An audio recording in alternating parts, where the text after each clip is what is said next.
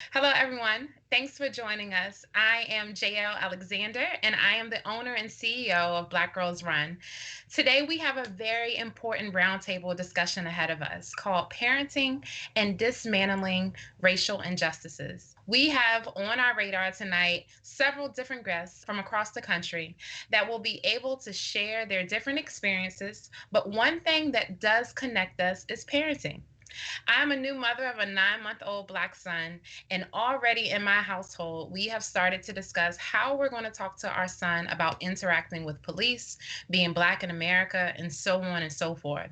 So, this is intended to be a very honest and open dialogue about what we can do to truly dismantle systemic racism in our culture now and into the future, to create an equitable and then equal future for everyone, and to understand on a larger scale how we all, as members of our community and through our children, can ultimately learn from each other, celebrate each other, and dismantle systemic racism. I know most, if not all, of our members tonight tuning in love the outdoors, camping, running, hiking, swimming, so on and so forth. So, through tonight's call, I challenge you to think about why more Black children or people in general do not participate in these particular sports and in particular activities, and how those experiences have had positive impacts for your own children. This is a very simple, high level challenge, but to start this camp conversation of dismantling racism, this will be a helpful start for all of us. The goal for today is to explore all of our differences and how we can offer tangible steps to find solutions for our future generation. So I'll end right there on my soapbox, and I'd like to welcome each of our guests, and we'll go into our virtual room and ask each of them to introduce themselves and tell the audience a little bit about themselves. So, Adina Crawford, we'll start with you. Hi, everybody. My name is Adina Crawford. I am a resident in Montgomery County. I manage 2 units for a local law enforcement agency, and I am heavily involved in health and wellness in the community and a proud member of Black Girls Run, serving as an ambassador and on the foundation. Cynthia? Hi, my name is Cynthia Steele. I work primarily in arts management, but I also work a lot in the fitness and combining love of the outdoors and everything that REI stands for. I'm a mom of 3 kids, ages 14, 10, and 8, 1 girl and 2 boys. I grew up with a multicultural family. About half my family is Asian, and my dad is a retired DC police captain. So this has definitely been interesting times as well. I've had a housemate living with me and my 3 children. My best friend from growing up now lives with me, and she's an African American woman. And we've had a lot of really interesting conversations in the last month with the kids. Thank you, Cynthia. Dee? Yes, my name is Dee Bolton. I am a personal trainer. I'm also a fitness influencer. I'm a mom of 3 not so little girls anymore, 16, 12, and almost 6. And yeah, I am actually really involved in an organization called Urban Promise, where I teach them the foundational steps of health and wellness. Most of the girls are African American, but it's open to all the kids in an inner city called Camden, which is in New Jersey. Jennifer? Hello, my name is Jennifer Blackburn. I'm one of the regional group fitness managers at Equinox, which is a fitness club based out of New York and LA. I actually run the DC, Virginia, Maryland clubs. I have 5 children, ages 26 to 3, so a big range. And we are raising multiracial children. My husband is African American. So just like others that have stated, we've had lots of heavy conversation in the house the last few weeks. And Lisa? Hi, my name is Lisa Roberts. I'm in the Maryland, Virginia, DC area. I'm a member of Black Girls Run. I work for a technology company where I'm a senior director of HR, but I also lead diversity and inclusion at my organization. I have 2 sons, 9 and 16.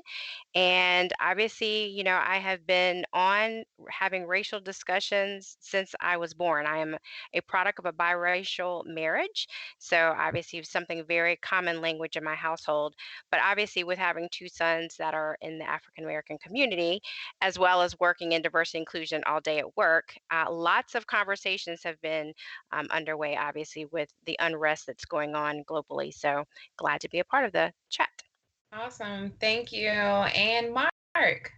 Good evening. My name is Mark Williford. I'm actually an import from Philadelphia, came to Maryland in 2012.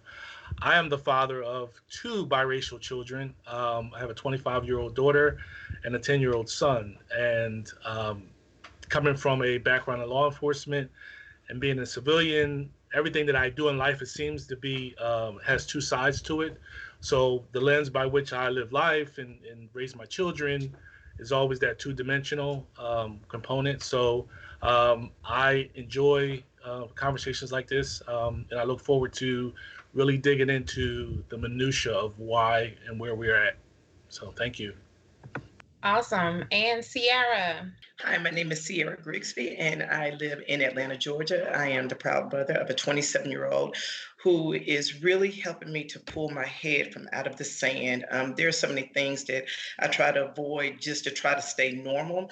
And each day she reminds me, she was like, these are no longer normal times. You're going to have to dig in and fight. So this conversation is going to help us a lot. So. I'm appreciative of your daughter, absolutely. And we'll finish out with the introductions with Tara.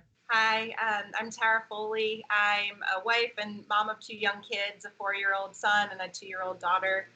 Obviously an outdoor enthusiast, very big into health and wellness as well. I'm originally from the DC area, but I now live in Boston.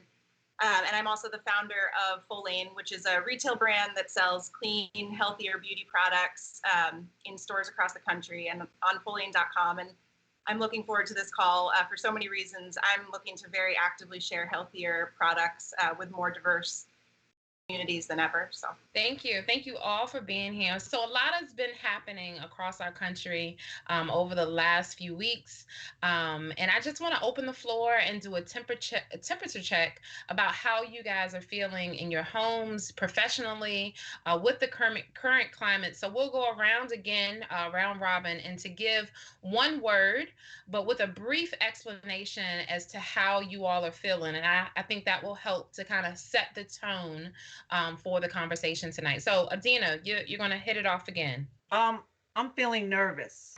And why? I have a 32-year-old son, African American male, living in Massachusetts, and I'm nervous.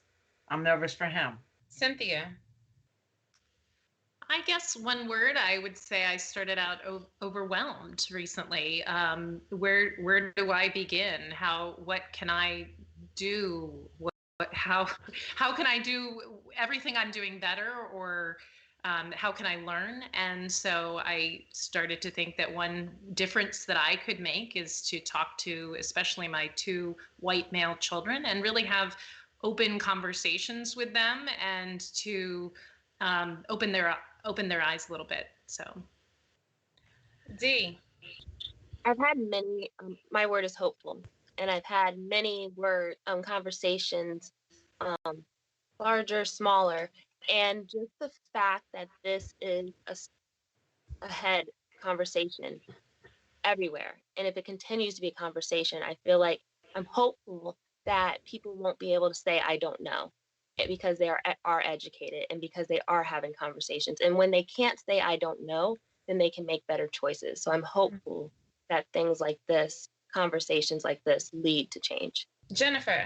I would say hopeful, but a little nervous, only because, my husband is Black and I worry for his safety.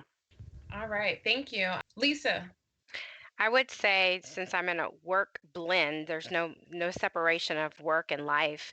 I would say tired but hopeful, and I think the tired piece is, again, my job requires me to be talking about this nonstop. But hopeful is the conversations are truly happening and people are exploring what does this mean. And I don't think we've ever been there before from an organization perspective of really trying to understand another person's shoes that they walk in And so the tired is just the physical and mental, Mhm. again, from working long days and helping people navigate in this uncharted water. But again, I definitely remain hopeful because the conversations are happening. Thank you. Mark. Um, the two words that come to mind, prepared and then perception. So I think that when it comes to like the community that I'm in, being prepared, just you look forward to these days, and these days were in the pipeline somewhere, and then the perception is the requirement or the responsibility to educate people about what perception is, and actually embrace what perception is, and what you think and what you see versus what's reality. Awesome. Sierra. As far as professionally, I'm feeling honest. When my manager asked me how I was doing, normally I would say, "Oh, I'm doing fine. It's going to be okay." No, I was able to share some direct feedback with him. And it took a lot of courage to say it. Sounds good. And Tara. I'm feeling ignited. I think there's a lot of work to do. I mean, myself personally, as an individual, in my community, in my business, and I'm ready to start making a number of changes. So I'm just going to start with the basics. Do we understand the term racism? What does systemic racism mean, at least to lay a foundation? So, Adina and Mark, I know you guys come from a law enforcement background lens. Let's start with you. Very broadly, how would you describe the term racism or systemic racism? I think that when it comes to the two things, systemic racism, we had to dissect them and keep them separate. I think that in this culture that we're at, that systemic racism can be in any component. So it's not just in law enforcement; it can be in any component. And I think that we as the panel have to unpack it to be how it affects us in our home, and everybody has a different story, different storyline, but the systemic racism is so big and so broad. I think that society has painted it with a broad brush. The ideology, we have to like identify the root cause and then talk about how it affects us in our own personal lives. Adina? So to chime off of Mark, what he was saying, since the founding of our country, people of color have always been excluded from so many different things. It's systemic. It goes from the local government to federal to judicial. Systemic racism is rampant. And to me, it includes our educational system. So it's everywhere. It's everywhere. It's a lot of new terms that are happening very recently. Of I think another term that I've heard most recently is ally, and that's not a term that I heard before where we are now. So since tonight's theme is about parenting and how we dismantle this racism, I'd love to hear just from anyone of our guests what do you do, and it could be pre George Floyd, pre Ahmaud Arbery, or what you're doing now. What are you doing in your own household to help foster communication between different races? So I'll chime in. So from a personal perspective, as I indicated earlier, I have a biracial background. My mom's white and my father is African American. And so obviously for my own children, they identify differences very quick, right? And seeing my brother and my parents are different races and asking a lot of questions. And obviously my mom has remarried a white man. So even more questions are asked like, how's grandpa white? And you said your dad is black. So lots of questions, I think, at an early age for my own children. But we talk about race very openly in our home. We live in a very diverse community in Maryland. We were just recognizing the other day there's only a few people who are white on our street, which again, we have a lot of Indian and Puerto Ricans and Chinese on our street. So my kids have only seen probably more brown skinned people than they have white. And we have friends of all races. And so as some of the George Floyd situations have come up, my kids have asked questions like, why do we stress we're African American when we're all American? My Mm. 9-year-old asked that question. And which was a very interesting question. And me and my husband kind of looked kind of puzzled and paused for a second. And we said, well, that is our heritage is African American. We all are Americans, right? But I think that in our home, we have not stressed a particular race over one of another, right? We say we love everyone. We have friends of all backgrounds. And we've really tried to make our circles very broad intentionally to make sure that our kids don't feel like they can't be a part of something. And we always tell our children to be unique in their own ways and don't follow a particular crowd or a particular thing. A flavor of the day is kind of what we call it.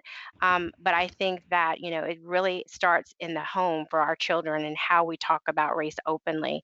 And again, hopefully your kids will continue to, I mean, if you think about it, racism really starts around how you are raised, right? And so many of the continued racist problems that we have today are based on how you were raised, right? And so I think a lot of that has to do with just having those conversations and being open with your children and sharing your experiences and making it safe and be brave about asking those questions because that's how they learn is really from us. Awesome. Dee, I posed the question to you. Raising, three little girls, definitely in an age where social media, what they see in TV, where I think even more recently, we're celebrating brown skin and being beautiful, and brown is beautiful. How are you approaching discussions with your three little girls? I was telling my daughters last night that I was having this conversation and I was asking their perspective, and they're older. They're 16 and 12. My little one's 6, but she's going on 36. So, she's very wise beyond her years. And they all said they didn't understand what the problem was. Well, my oldest one's like, I just don't get the older generation because my generation, we understand it, but you guys don't understand it. And so my children understand it because that's what I've taught, to love one another. It doesn't matter who it is, you stand up for your sister or brother, whoever that is. And that's from our faith background. So just to hear it from them, I'm like, well, what do your friends think? And have they come to you? And so one of her friends have come to her, and she's like, the things that she hears at home conflict the way that she feels. And so it is talk is how you speak in the home. It's the things that you say, this comments you make when you watch a television show. Those little things they listen to. They're sponges. We realize that when they say things we don't want them to say. So you have to be aware, and you have to it's not the conversation you're having intentionally with them. It's the actions that you're doing when you don't realize they're looking. So that's where you need to educate yourself. As far as my girls and them loving themselves, like I have 3 very dynamic, different girls. I got my rock star punky girl. I got my who wears, polka dots, checks, and stripes, and love, to do all the things. And she's very confident. And I have my prim and proper girl, and I have my tutu girl, and they're very, confident in who they are. But I do stress that they are unique and to be different, and we're all different. So I love that I'm hearing these conversations where our children are understanding. It's where we are lacking the understanding, and our actions aren't speaking our words. So. Understood. Jennifer, just kind of piggybacking on what Dee and Lisa was talking about, in this age where kids are said or taught to be colorblind, in your household, I know you speak that you have a Black husband. Do you feel you have to introduce color before society does, or do you believe in this idea of not seeing color? Is that realistic, or how are those conversations in your household? So we have lots of conversations about this. I actually have 2 children that are Middle Eastern. And then, and then my second husband is African American. So we've got lots of multi-races in the household. But I think one of the important things, it's funny because Adina and I had talked about this earlier, but I honestly feel the intention of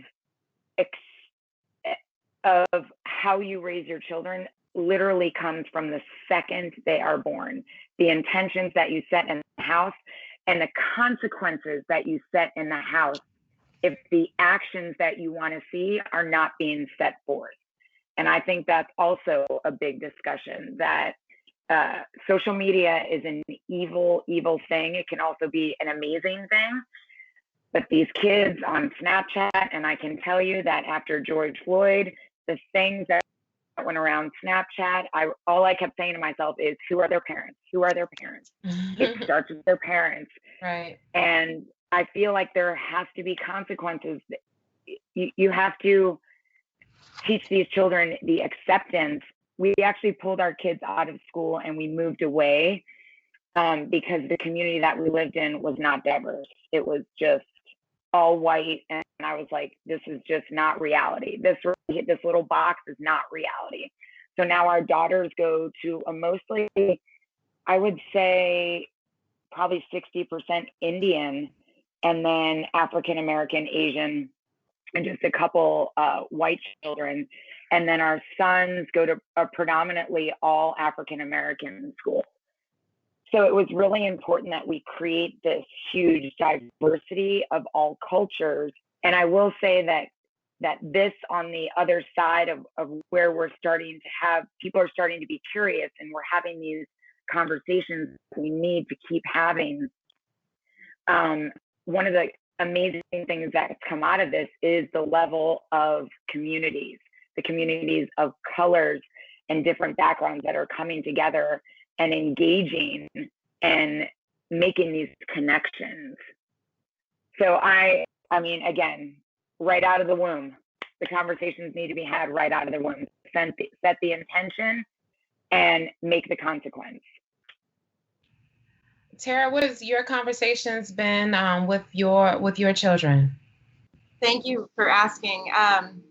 You know, I couldn't agree more with what it's been said, especially about it being something that needs to make impact the moment that a kid comes into the world, right? So we very mindfully moved to a neighborhood that was much more diverse than the neighborhood that we were in before. We moved to a neighborhood called Jamaica Plain in Boston. I don't know if anybody here has heard of it, but anyhow, that we did that when I got pregnant, when we knew that we were going to be bringing a family up, and you know, it's been very important to my husband and I to recognize with our kids. I mean, our son's 4 years old; he's still young, but in our books that we read to him every night, to recognize that leaders and really important heroes can look so many different ways. And so we are incredibly mindful about the books that we read and what we expose them to. The school that our children goes to is very, very, very diverse. And I mean, all the way down to the fact that we've been attending with our children the peaceful protests that are closest to us, and making it clear that it's very important to stand up for people that are being mistreated. And they're young, right? But I believe that they know and they feel things very, very early on. That's awesome to hear. I know I've had conversations for the first time in my marriage with my husband about how he feels as a Black man, especially now raising a Black son in the climate that we're in. So Mark, I know you said you have 2 children, a daughter and a son, but even your own personal experiences, how is that, you know, now previously with law enforcement, now on the civilian side, how has that shaped the way that you're raising your children? That's an awesome question. I think that my barometer by which I gauge my life is like center myself. Like I always have to be mindful of centering myself based on my reaction to things, based on what I think, based on what's perception, based on what's the reality. And my son is really mindful, so that, like I tell him, I said, Mark, if you see me go off the rails, then it's something bad. But otherwise, I try to keep things in balance and in perspective of what it is. My daughter being 25 years old in Philadelphia, you know, the peaceful protest and some of those things she doesn't understand. She just doesn't like, why are my people doing this? And I say, well, Sarah, you have a responsibility to talk to people. Like we don't, like, talking and listening are 2 different things. You can't do both at the same time. So you have to be able to talk and listen to, like, everybody here has a different opinion. And it would be rude, it would be not right for us to not say that somebody's opinion is not right. So you have to listen and actually hear, because they'll tell you exactly what it is. So when it comes to raising a son who's biracial, like I said, but growing up in this world, it's not about his race. It's about, are we all educated about how each other feels and those components that will make us go on in the society and as a culture. So it's not about Black, white, you know, the different ethnicities. It's about the educational component of saying, you are my tomorrow. So therefore, I have to give you a diverse lens to look through and therefore push them forward to say, it's up to you to change the landscape. I definitely appreciate that. I'm definitely in agreement with you. We definitely have to listen. There's a very obviously, because of this conversation, it's an uprising for people wanting to know, what do you stand for. We're seeing a lot of people holding brands more accountable of where we spend money. And so, in this time of realization and trying to affect change, just how are these conversations looking in our household of, where we shop or where we spend money, is very important. So I know, Sierra, you say you have before we hopped on the live, you mentioned a 27-year-old, very woke, and she's in a very, almost not prime of her life, but a very critical age of where she absolutely understands what's going on in the community. What has your conversations been like? How has she been pulling your head out of the sand, as you said? She makes me, and living in Atlanta is easier to do. We have access to a lot of Black-owned businesses. And she is adamant, like, you stay out of store X, you're only going to store Y. Mm-hmm. And, or she'll tell me, we're boycotting this one and this is why. And, I asked her, I said, don't you get kind of tired sometime of, this information overload? And she was like, nope, I'm 27. I'm built for this life. And she said it so many times that I took a step back and I'm like, this is the right way to do it. I have to listen to her. I have to support her. I have to do the things that she tells me. I'm a little bit scared of her, but I'm doing, and it's one of the things that I'm watching her be bold in her purpose and in her movement. She grew up in an all-Black neighborhood. We shop at an all-Black Kroger, all-Black church. So we're on the other end of the spectrum with not having a lot of diversity, just in our personal area.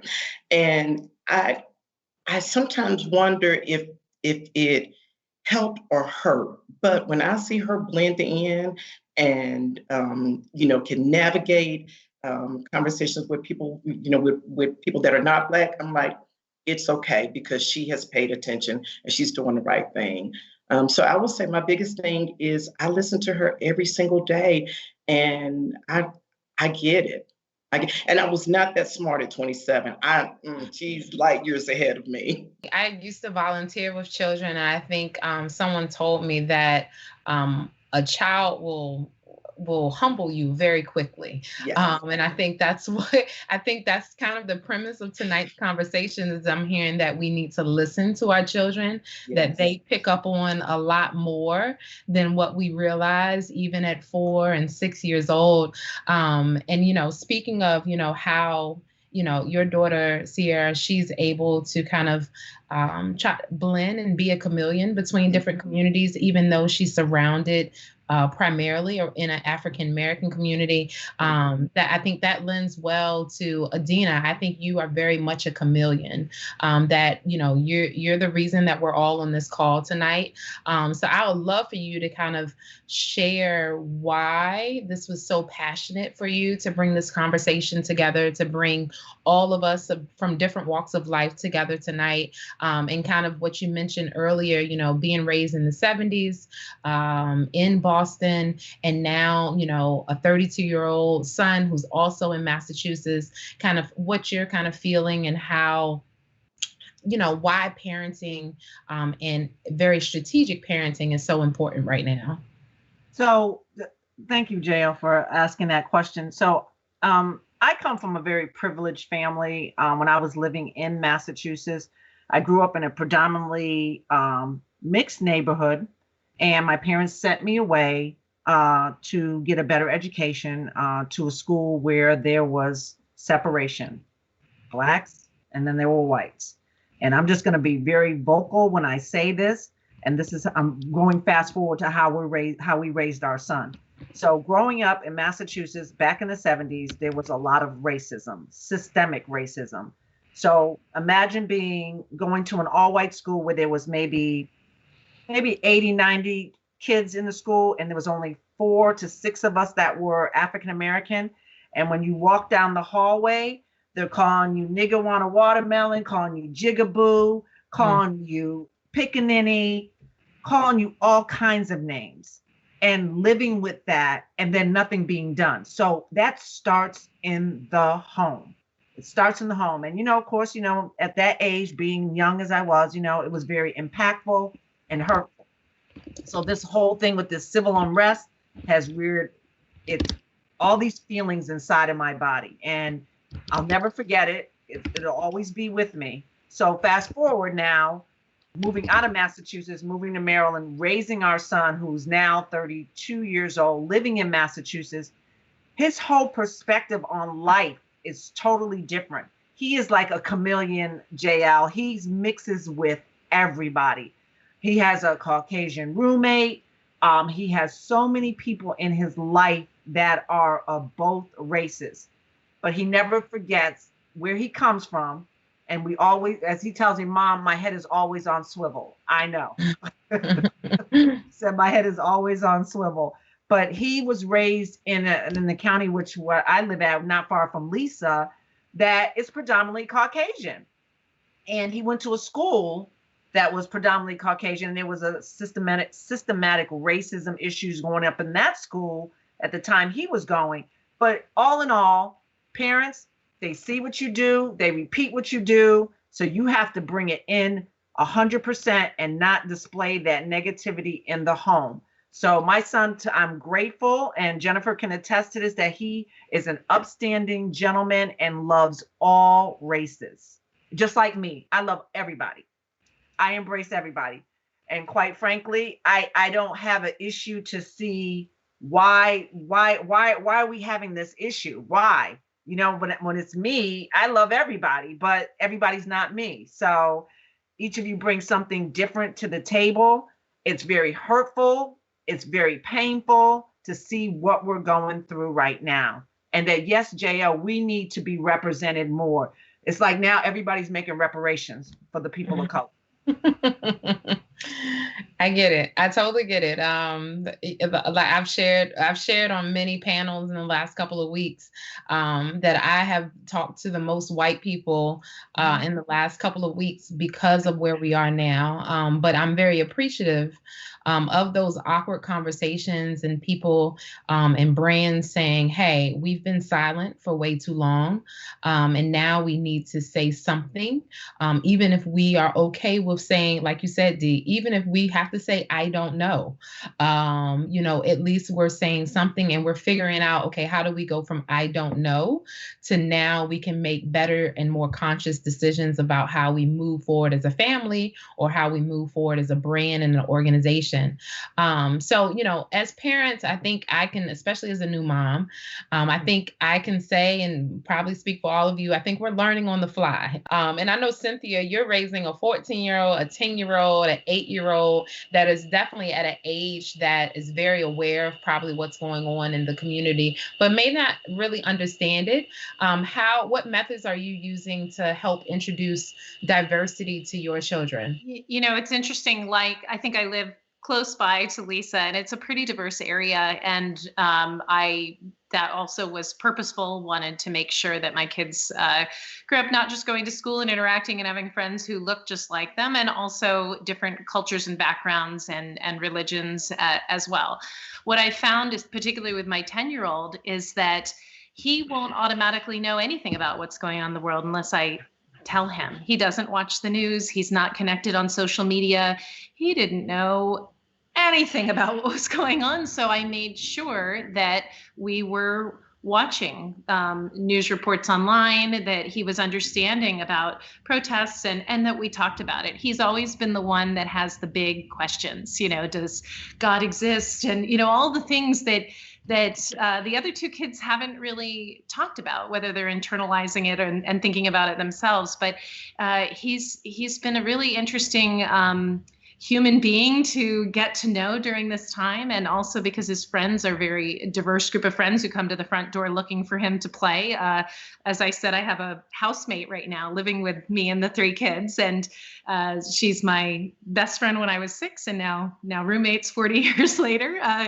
And she noticed right on that the kids who came to the door were a pretty diverse group. And so talking to him about what do you think your experience might be when some someday you're applying for jobs, how might your friends be different? What can we do to change that? How can you open your eyes to this a little bit, and just become more aware of the different experiences that his friends might have had or have in the future, and how can we be part of the conversation and the solution as you start to learn and grow and enter the world. What I'm hearing is that we recognize that early on, this country is very diverse. And, you guys have afforded opportunities to your children very early on. I know, Mark, you spoke about, you wanted to provide a different atmosphere for your son. And, that way you moved from Philadelphia. So, what other ways, Mark, you can start it off. What other ways are you guys starting to educate yourself during this time so you can better educate your children? Thank you again. What resonates with me is when I speak to my son and I'm like, Mark, like, what's the invoice that we're writing as a brown people, African American people?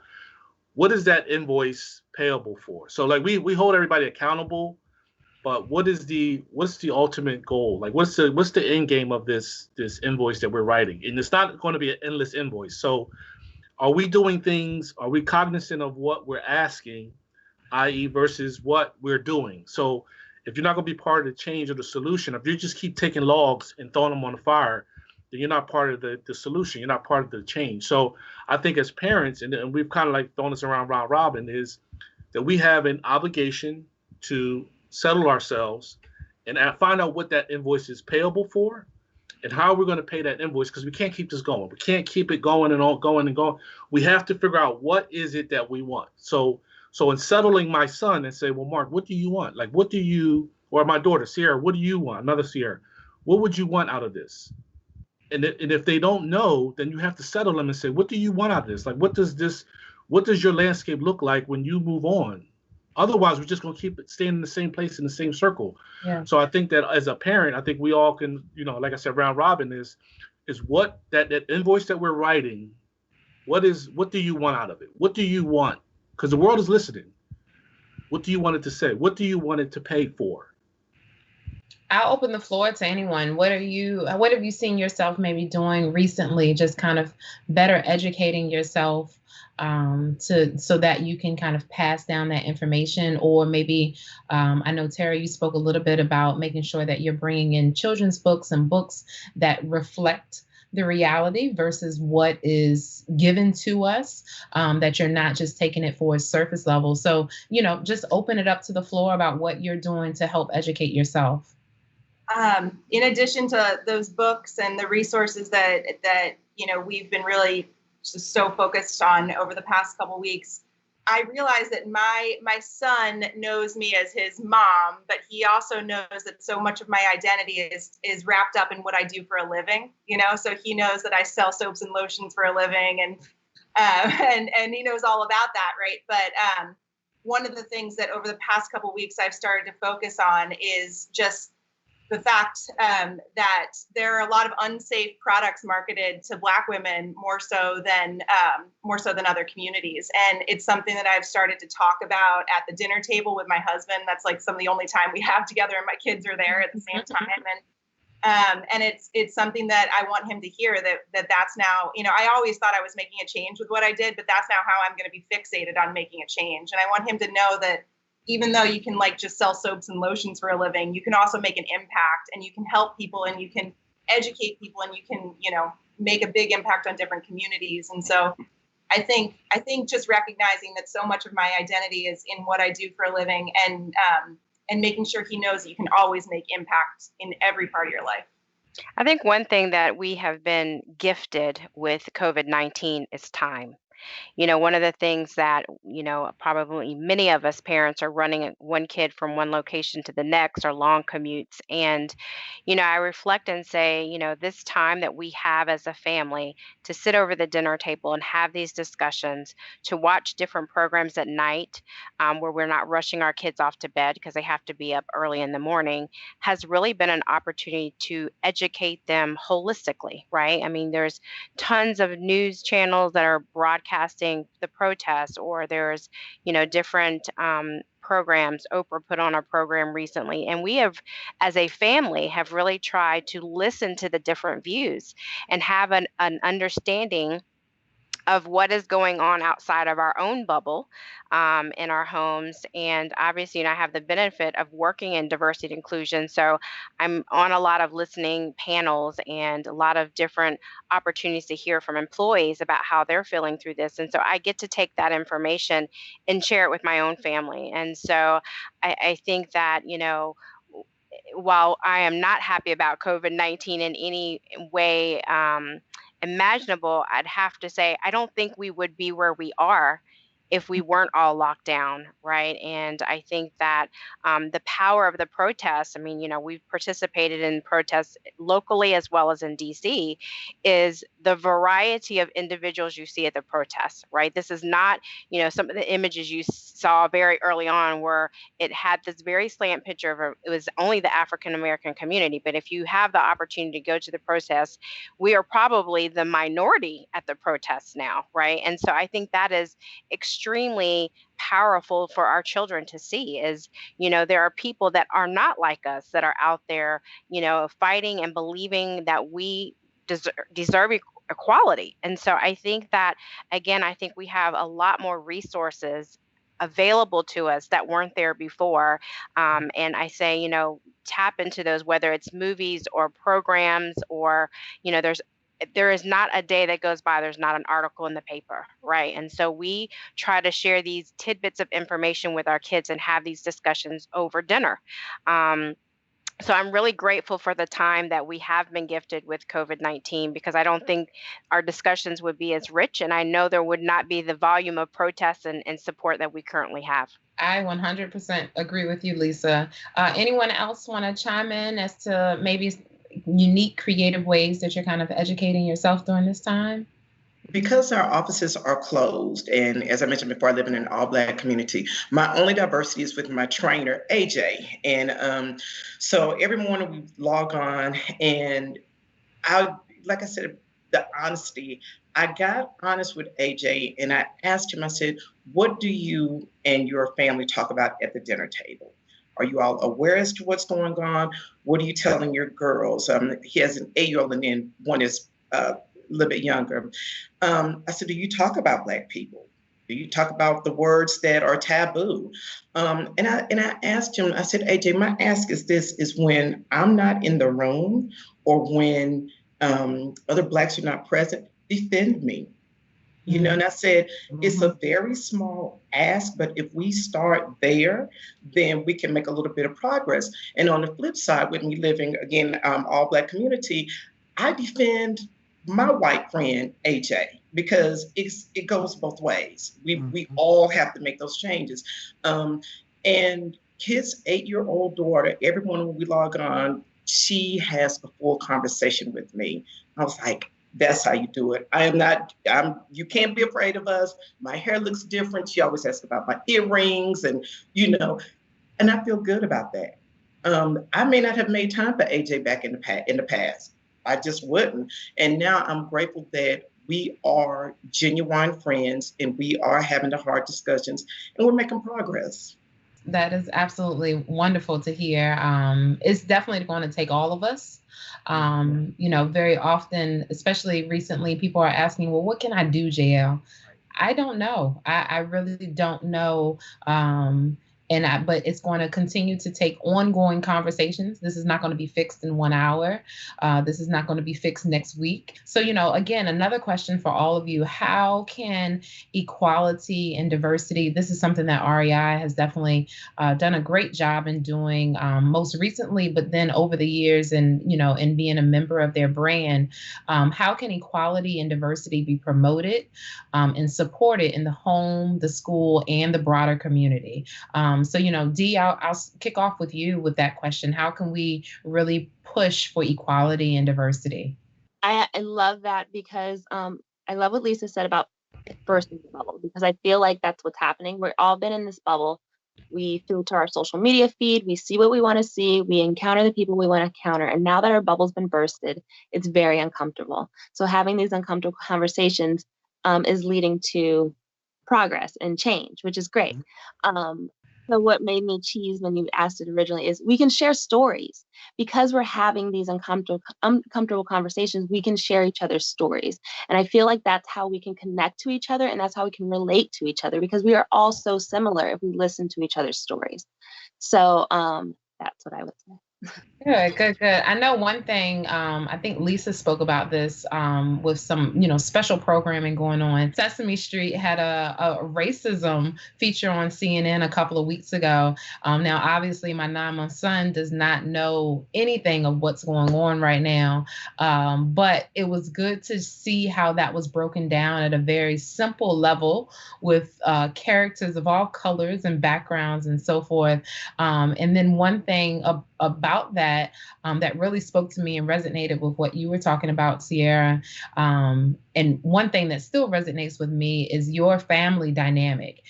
Seeing your mom and dad out at races, seeing that Black love that we don't see a lot. How have the conversations been with them as you as a child and talking with your parents coming from that different generation? Oddly enough, it has been difficult for my dad to speak about what is happening. And I think it's because he lived it back then and we're still living it. And growing up military, we were very protected, if you will. So, we were sheltered from the racism, from all of the craziness until we got older. But my dad remembers, and it's extremely painful for him. So he's like, I just want you guys to be safe. I want you to be the best people ever. And he's like, I just can't figure out why we're still here. I don't prod him a lot for it because it literally is on his face how painful it is. But my mother, on the other hand, she's out here raising. Oof, boy, she's that's where my daughter gets it from. But they're very honest with. She's very honest with how she feels and with her path. And, she says, I'm just honest when people ask me, how am I doing? Sometimes she says, I'm just mad as heck. And then there are days when she's like, I'm in the fight to win it. So it's kind of shocking that my dad is in as much pain as he is. As a matter of fact, I'm making a special trip home tomorrow just to hug his neck. Yeah, I get it's it. Gonna be okay. I totally get it. As we kind of bring this to a close, one word that I want you to start thinking about, I'm going to ask you about in a few minutes, is how do you want to see the future? Give one word as to how you want to see the future for your children, the next generation. So just kind of be permeating on that for the next one. But one question that I'll pose to the floor is that Dee kind of mentioned is how, as we start to talk about these stories and listen to our children, how do we embrace that uncomfortable space? It sounds like we're in very diverse communities that everyone may not have the opportunity to, move or to expose their children to diversity at this age. But so how do you talk to someone that may be outside of your community, that may not be able to have, connection with Middle Eastern or Asian? How do we embrace that uncomfortable space just as a whole, or be able to share that with maybe some parents that are listening? I'll jump in. So I think one of the things about being uncomfortable is it's awkward, right? And I think in order for it to become more comfortable, you got to keep doing it. It's like running a race, right? We've all started that running, and that first half a mile, you're sucking wind, you're tired, and you're training for a half marathon and you think, how am I ever going to be able to do this? You keep practicing. You go out there the next day and lace those shoes up and you do it further, right? And you build your endurance. And that's what we're doing right now by having these conversations. And hopefully, when we get to the end, it will be more comfortable for us. It's a journey, right? And like you said early on, it's not going to change overnight, but the change happens by doing it more. And so I think that the one good thing I'd have to say is, our kids, by them having the freedom to talk openly and ask questions, they can help instill that in their own families one day, and that hopefully these conversations of being uncomfortable will be less, less of an issue and less uncomfortable for them as they continue to one day hopefully bring us grandchildren.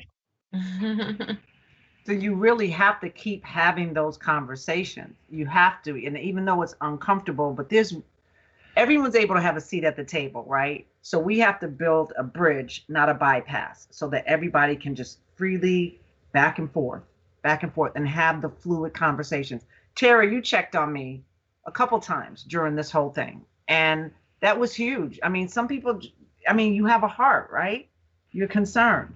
I think it's important that we communicate and that we talk and we're fluid and we share our own values, and we may not agree on everything, but we have to keep educating and listening and learning. I want to chime in too. We have an interesting dynamic this week in our house. My sister is white, and I would say I'm educated as to the reality of the world. And she came to visit me, and my best friend pretty much lives with me. She's a public defender, and the reason why she got into law and public defending is she was like, the African American world in the United States is being raped of their freedom, and I was put on this earth to help them get out of the criminal justice system, and that's what I want to do. So we were sitting at the table and we were having wine, and my kids were present, my teenagers, and they could see that my sister would stay silent, and then she would ask questions and she would be curious. And my girlfriend, who's a lawyer, would explain to her, and then she would pull out documentaries and say, okay, look at this clip, read this.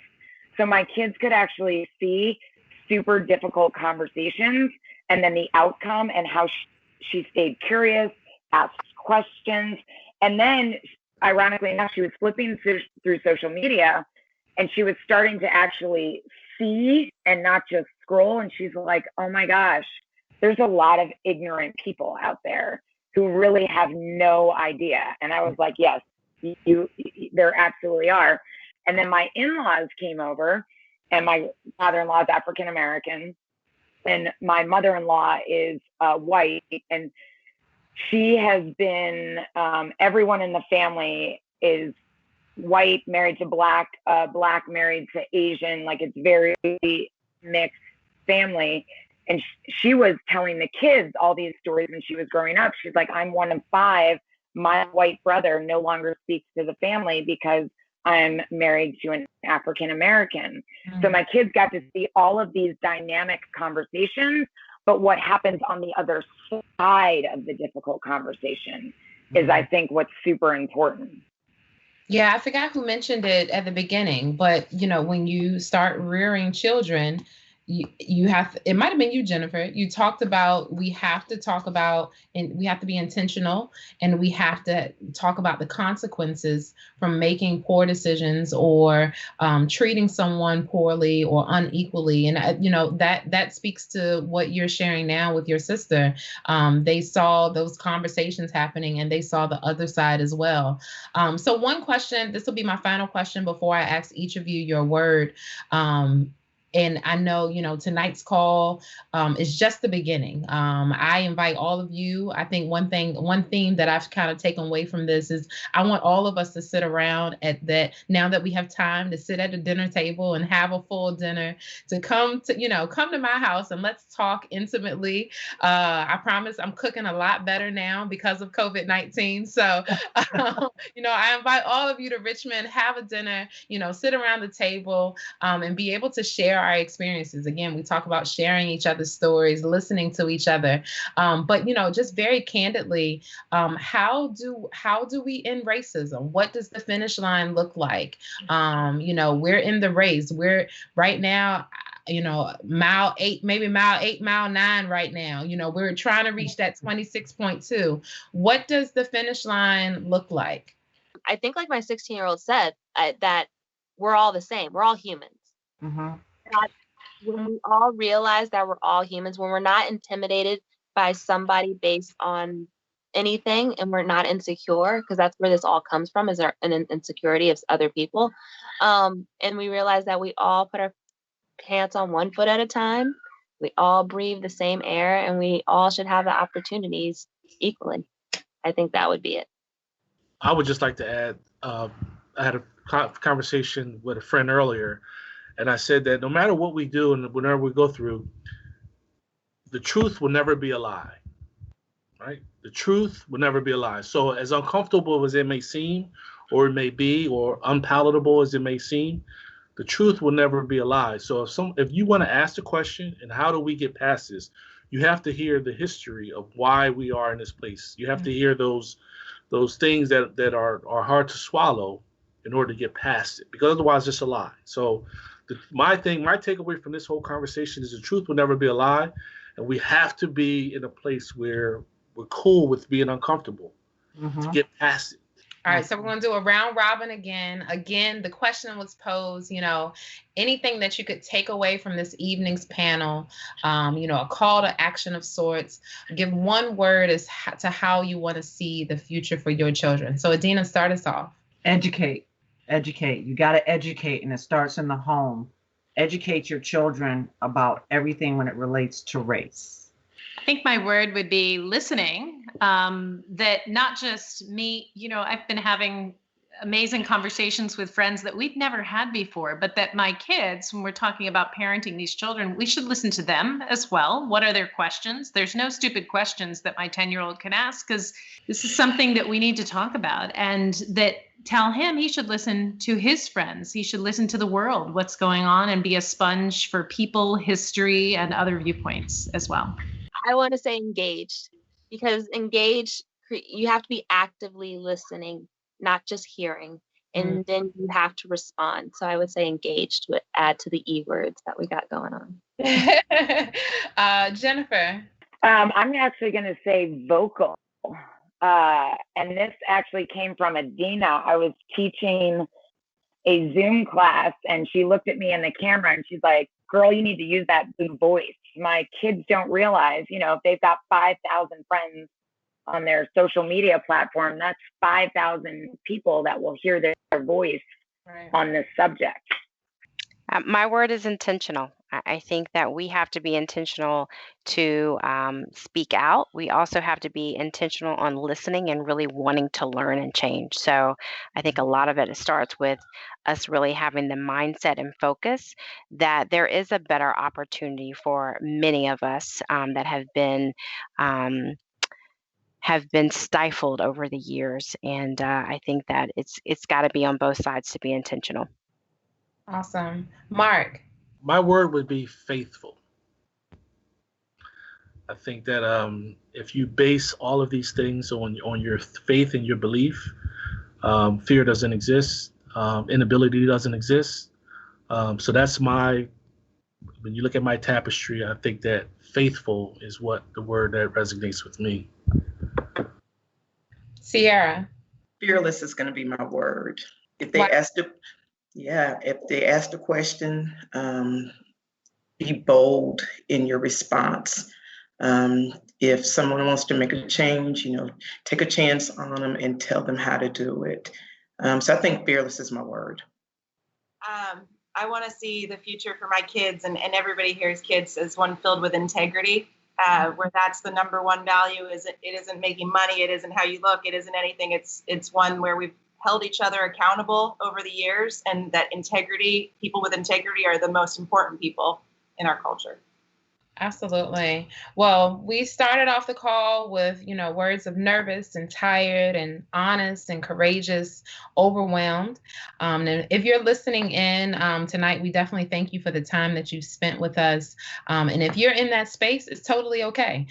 Today may be better than tomorrow, and tomorrow may not be so better than today. But whatever space you're in, we absolutely celebrate where you are. We absolutely celebrate everyone that's on the call and all of our experiences, all of our differences.